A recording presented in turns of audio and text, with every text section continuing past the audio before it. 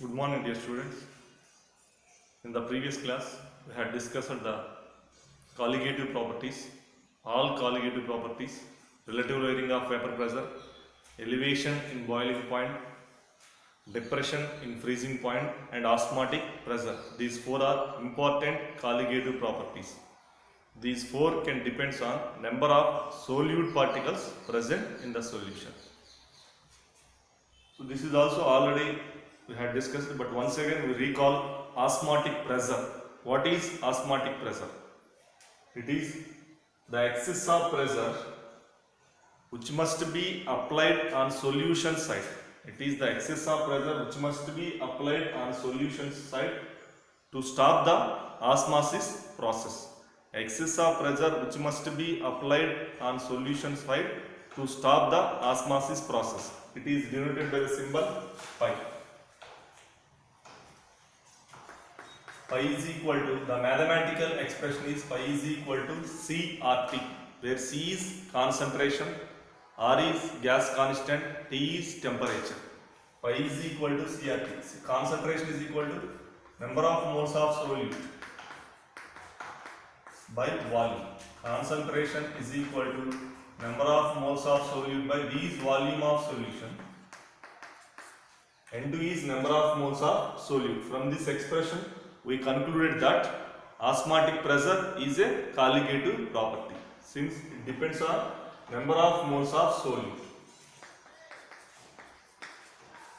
Osmotic pressure depends on number of solute particles present in the solution. Number of solute particles present in the solution. Hence, it is a colligative property. And one more important is isotonic solutions. Iso means same. You already know isoelectronic species, isotopes, isobars, like that. Iso means same. Isotonic solutions means the solutions which are having same osmotic pressure.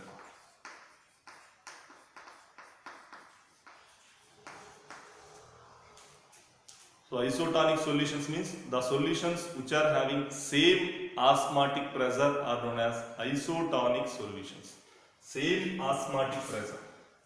For example, solution A and solution B. 1 mole of KCl and 1 mole of NaCl dissolved in water. 1 mole of KCl is dissolved in 100 ml of water. 1 mole of NaCl is also dissolved in 100 ml of water. If these two solutions are having same osmotic pressure,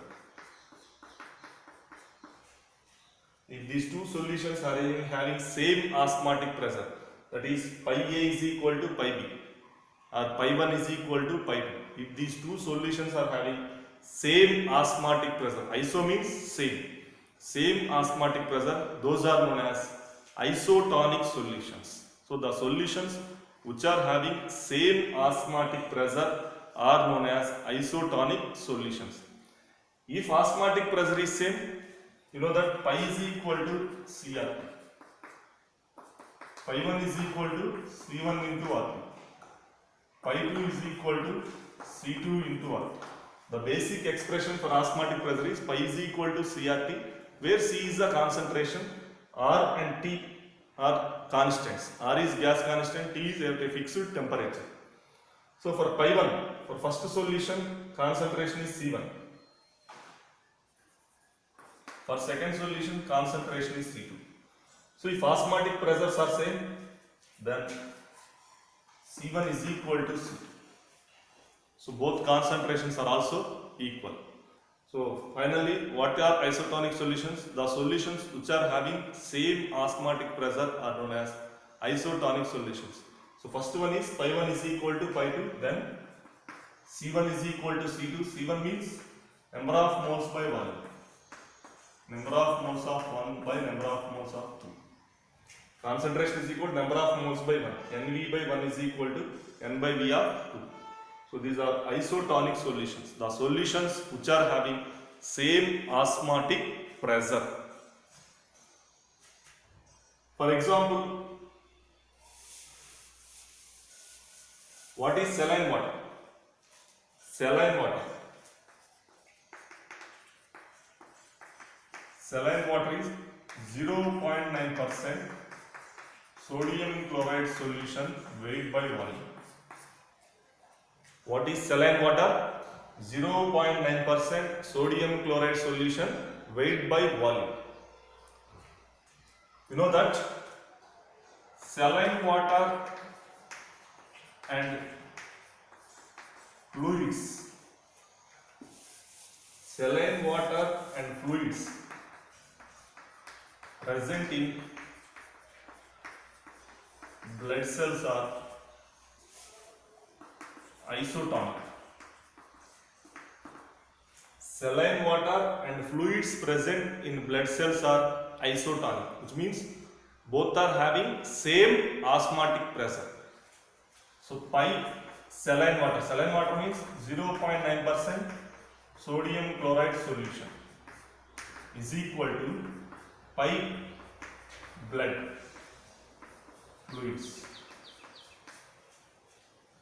So the saline water is 0.9% sodium chloride weight by volume solution. It is isotonic with fluids present in the blood cells. Both are isotonic solutions. Then only, therefore, the saline water is administered through body.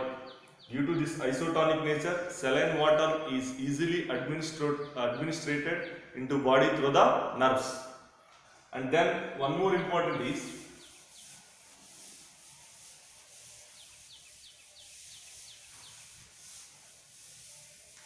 what are hypotonic solutions?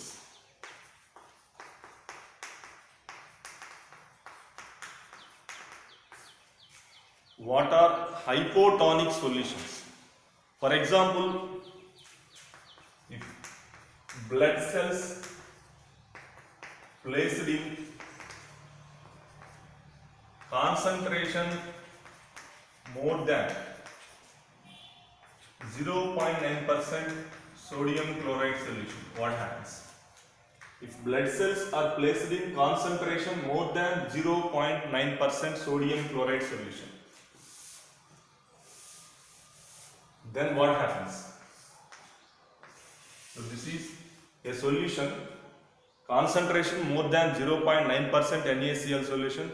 If blood cells are placed into this solution, what happens? So what happens means the blood cells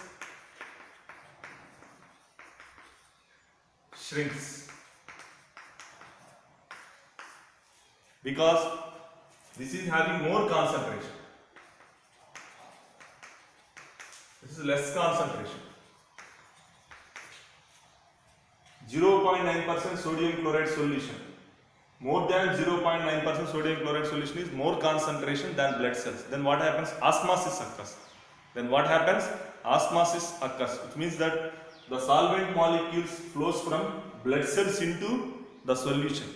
Then the blood cells are shrinks. Solvent molecules flows from blood cells to the sodium chloride solution. Then the blood cells shrinks. This condition is known as hypotonic solutions. Hypotonic means a solution which has more osmotic pressure than other solution. Hypotonic means a solution which has more osmotic pressure than other solution. Here osmotic pressure of 0.9%. So osmotic pressure of more than 0.9% concentration of sodium chloride solution is greater than 5 blood cells.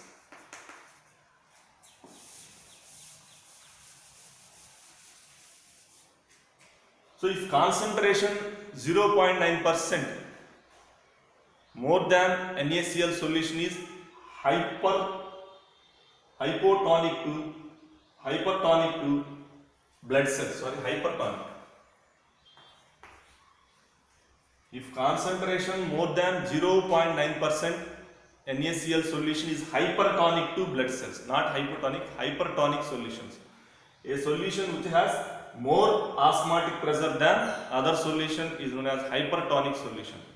So if blood cells are placed in more than 0.9% concentration of NaCl solution, then what happens? Blood cells shrinks. This is known as hypertonic solution. Hypotonic.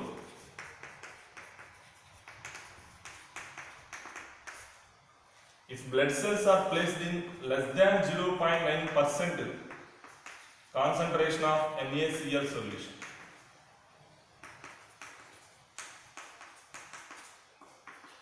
if blood cells are placed in less than 0.9% concentration of NaCl solution, then what happens? So this is low concentration and this is high concentration. Then osmosis occurs, flow of solvent from NaCl solution to blood cells. This is low concentration. This is high osmosis means the passage of solvent molecules from low concentration to high concentration. So low concentration to high concentration solvent molecules passes, the blood cells, red blood cells swells up. The red blood cells swells up. Sometimes it is burst also. So this solution is hypotonic to blood cells. So what is hypotonic solution? A solution which has lower osmotic pressure than other solution.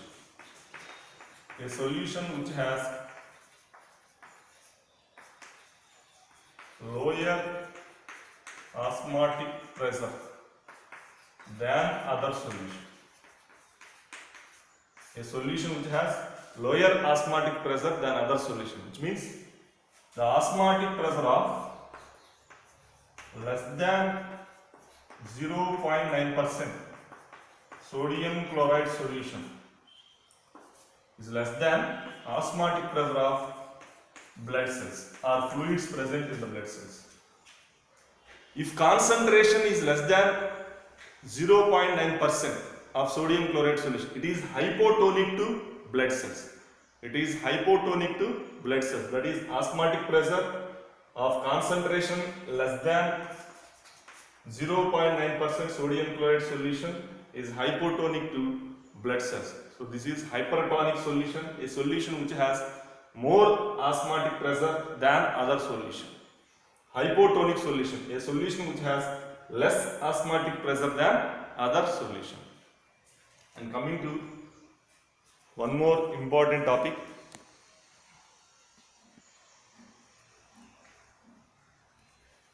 What is reverse osmosis? What is osmosis?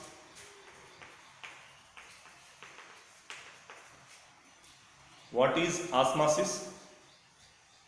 Osmosis means flow of solvent molecules from low concentration to high concentration through semi-permeable membrane. Osmosis means flow of solvent molecules from low concentration to high concentration through semi-permeable membrane. Flow of solvent molecules from low concentration to high concentration through semi-permeable membrane is known as osmosis. What is reverse osmosis? So reverse to the osmosis process.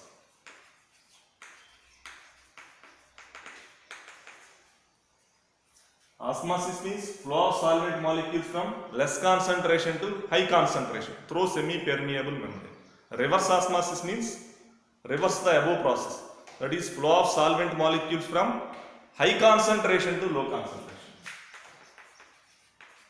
Flow of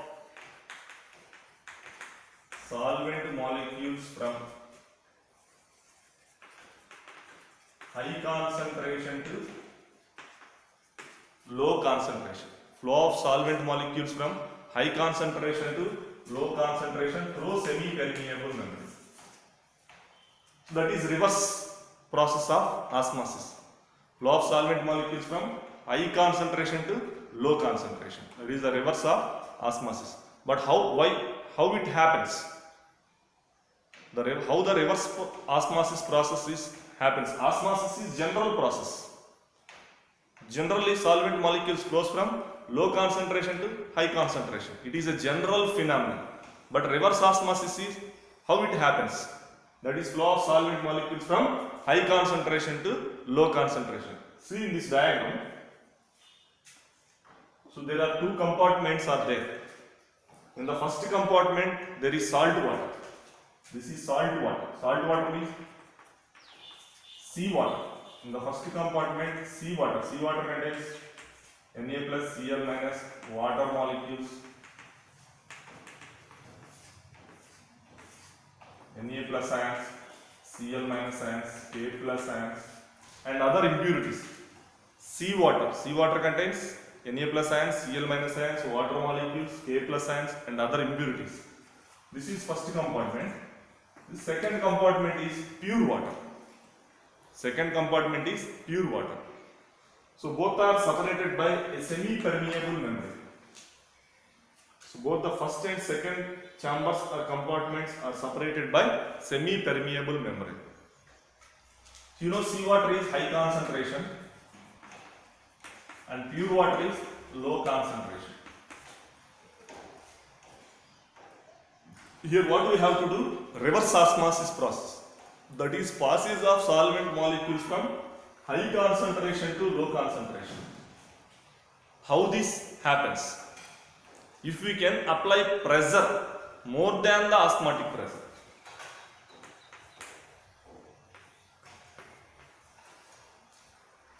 How it will occur reverse osmosis process? If we can apply pressure more than the osmotic pressure. Osmotic pressure means it is excess of pressure applied on solution side to stop the osmosis process. Here we do not stop the osmosis process. We can do reverse osmosis process. We can do reverse osmosis process. Therefore, if pressure more than osmotic pressure is applied,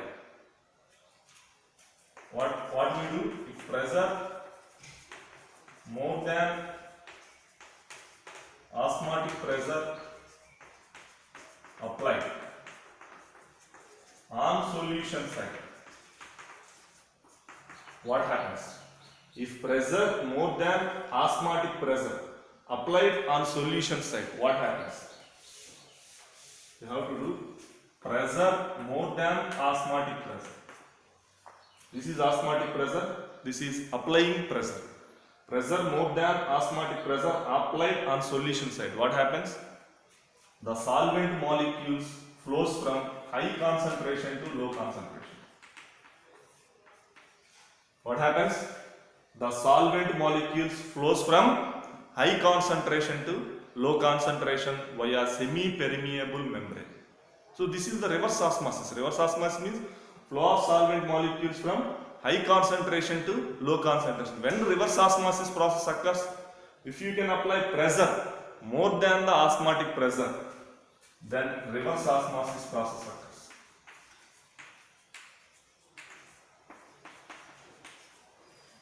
If you can apply pressure more than osmotic pressure, solvent molecules, only solvent molecules, flows through semi-permeable membrane into pure water. Then we can collect pure water here. Only solvent molecules pass through semi-permeable membrane, and at this outlet we can collect pure water. What is the importance of this reverse osmosis process? Desalination of seawater.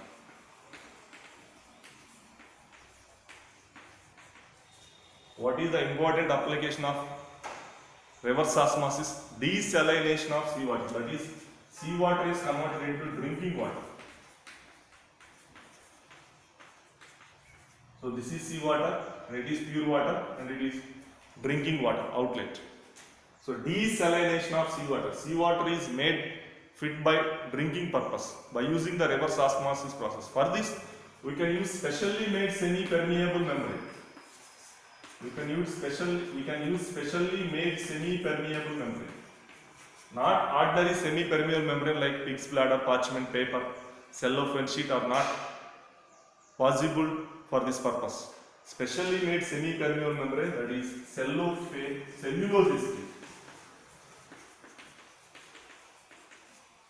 So the cellulose acetate semi-permeable membrane for this reverse osmosis process. This cellulose acetate semi-permeable membrane permeable to only solvent molecules.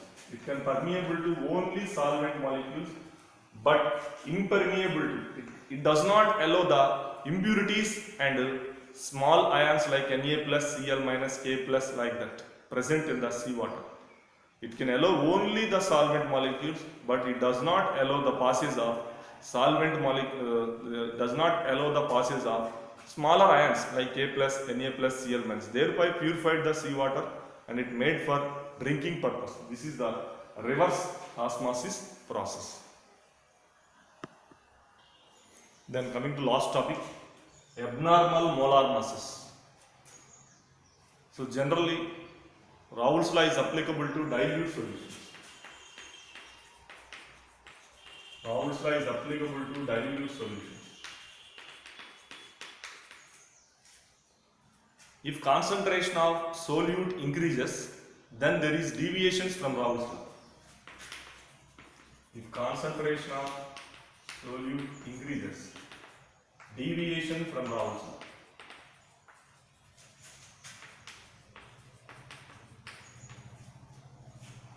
That is, they may be a non-ideal solution. So in this situation, these solutions can leads to deviation from colligative properties also. Leads to deviation from colligative properties and molar masses.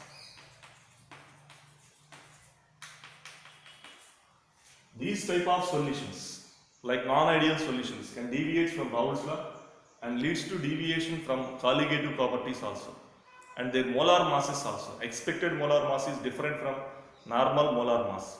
Experimentally determined molar mass is different from normal molar masses. So what is an abnormal molar masses? The abnormal molar masses are molar mass which will be higher or lower than expected or normal molar mass.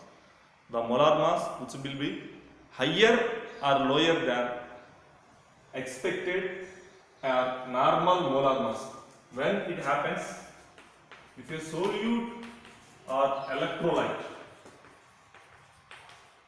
when it happens, the expected or normal molar mass can deviate from experimentally determined molar mass. When it happens, when a solute or electrolyte undergo association or dissociation.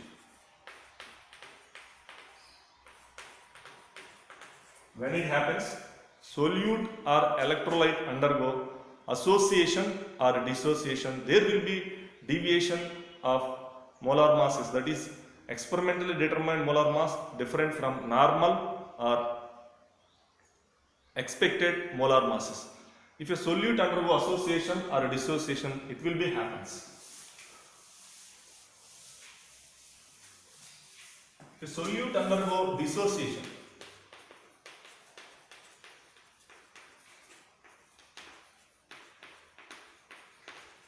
if a solute undergo association of solute and dissociation of solute. If a solute undergo dissociation, for example, KCl is dissolved in water, what happens? It splits into K plus Cl minus ions. If an electrolyte KCl is dissolved in water, what happens? If an electrolyte KCl is dissolved in water, it splits into K plus, and before dissociation there is 1 mole of KCl. After dissociation there is 2 moles of ions. Before dissociation 1 mole of KCl. When it is dissolved in water, it undergo dissociation. It gives 1 mole of K plus ions and 1 mole of Cl minus ions. There is total 2 moles of ions, which means that dissociation leads to increase in number of particles. Dissociation leads to increase in number of particles. Before there is 1 mole of KCl, after dissociation there are 2 mole of ions, which means that increase in number of particles leads to increase in number of colligative properties also. Increase in value of colligative property.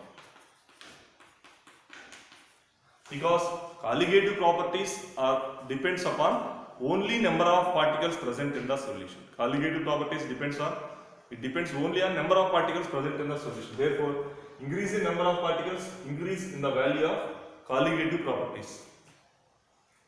So thus, if a solute undergo dissociation, normal molar mass is, what is the molar mass of KCl? Normal or expected? Potassium 39, chlorine 35.5, 74.5.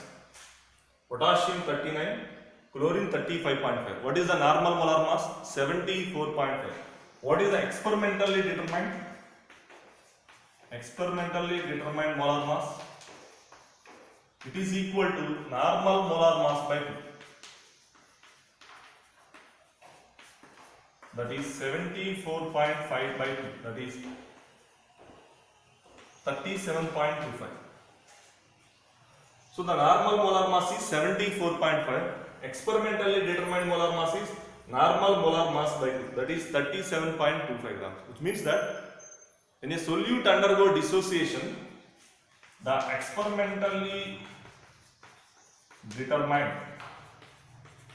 molar mass is less than normal molar mass. If a solute undergo dissociation, what happens?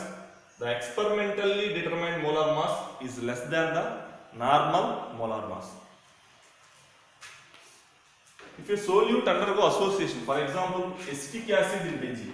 Acetic acid is dissolved in benzene.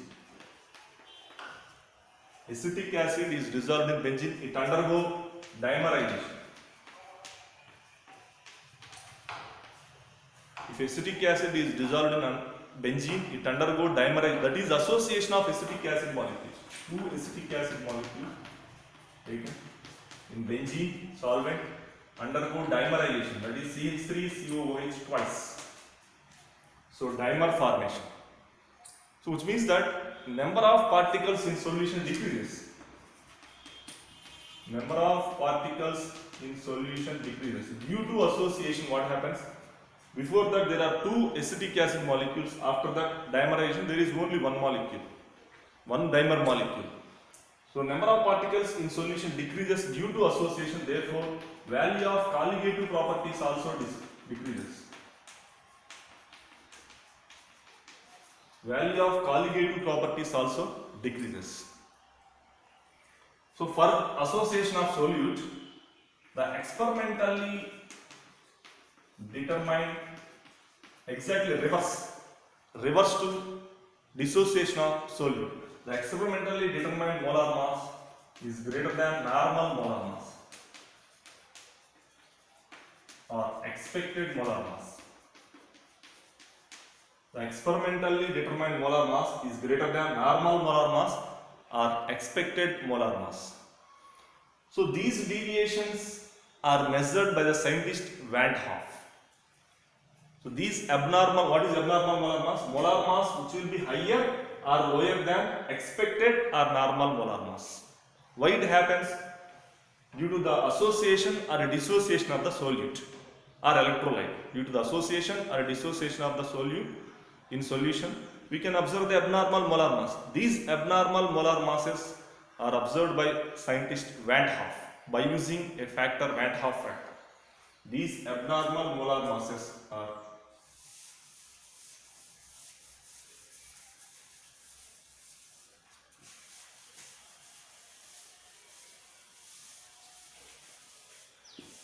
scientist Van 't Hoff.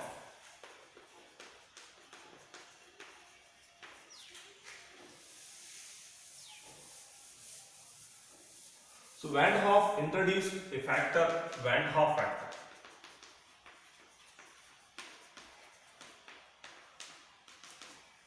For these deviations,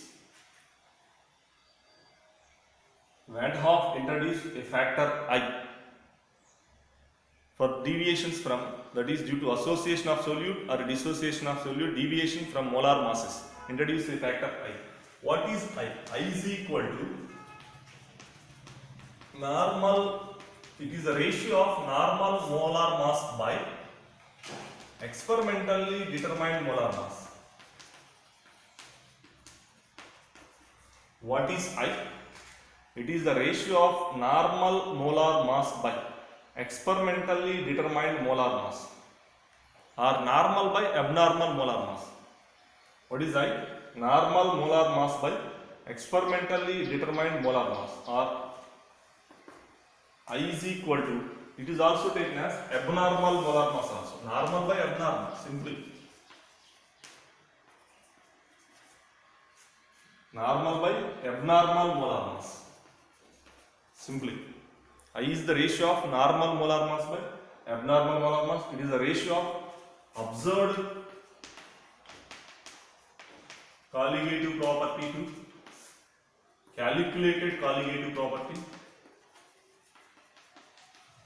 So, since colligative properties are inversely proportional to molar mass, since colligative properties are inversely proportional to molar mass, that is normal by abnormal, here reverse, observed colligative properties by calculated colligative properties, and I is also equal to number of molecules after dissociation or association by number of particles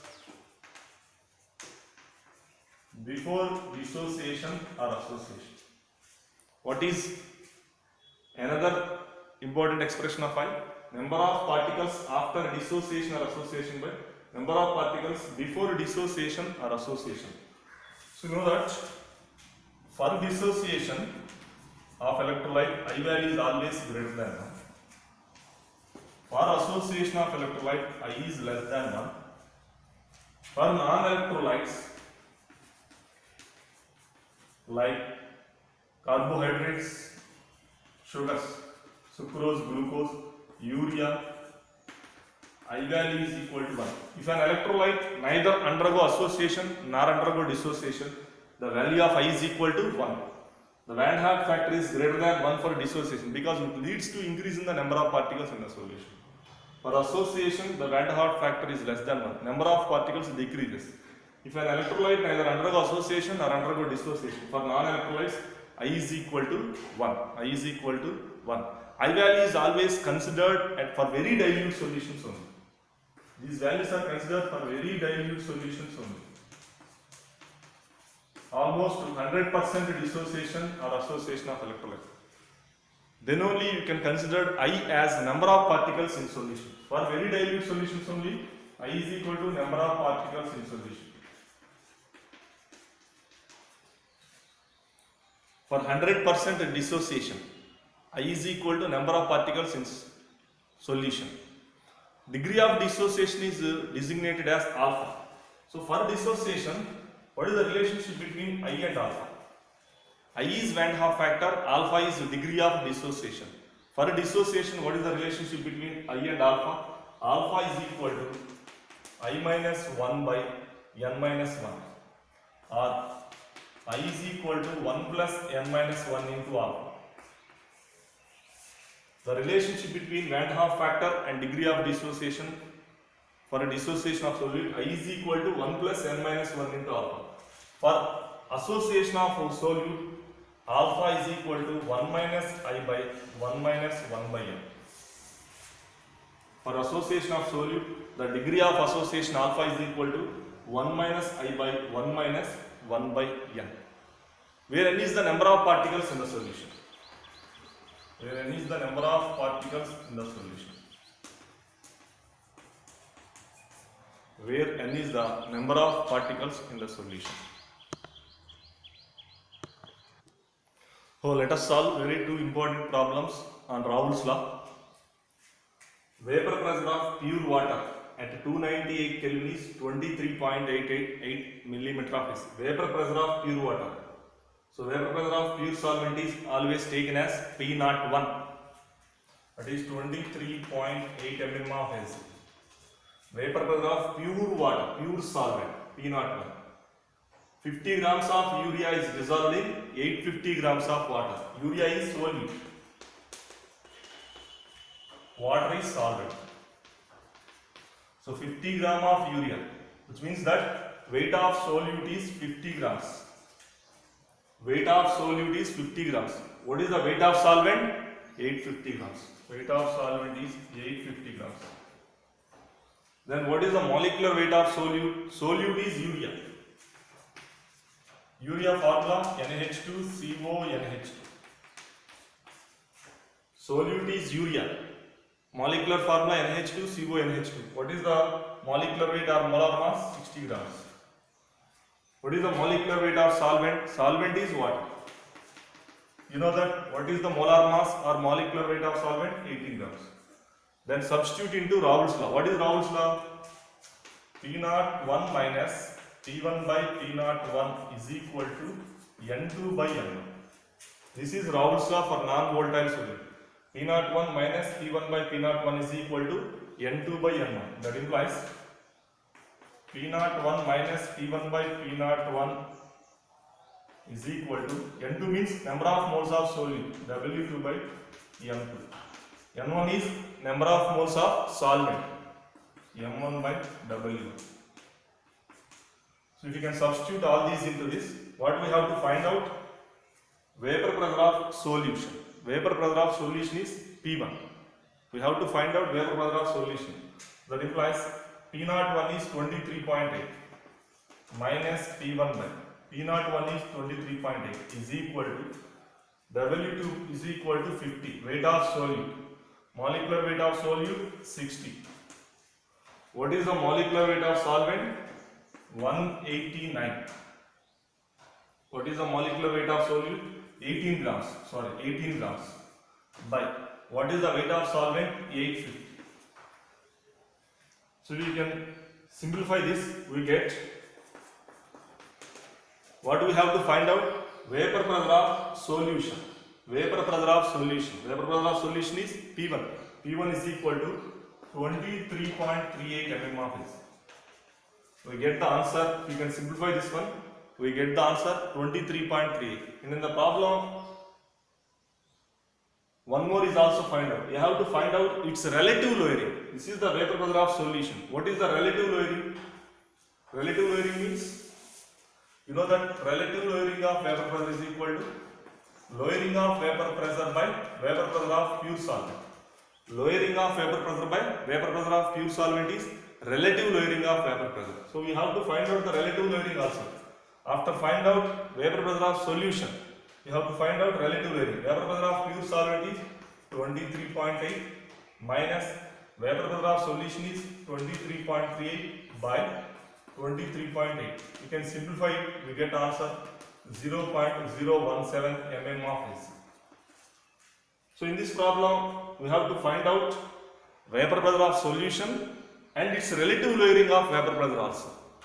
And its relative lowering of vapor pressure is lowering of vapor pressure by vapor pressure of pure solvent. Already we had find out vapor pressure of solution. From this we can find out the relative lowering of vapor pressure by using the formula P01 minus P1 by P01. We get the answer.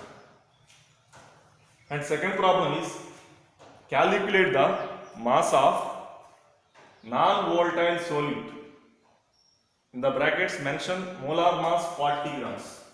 Calculate the mass of non-volatile solute. Which means that what we have to find out? Weight of solute we have to find out. So they did not given weight of the solute, which should be dissolved in 114 gram octane. Which should be dissolved in 114 gram of octane is the solvent.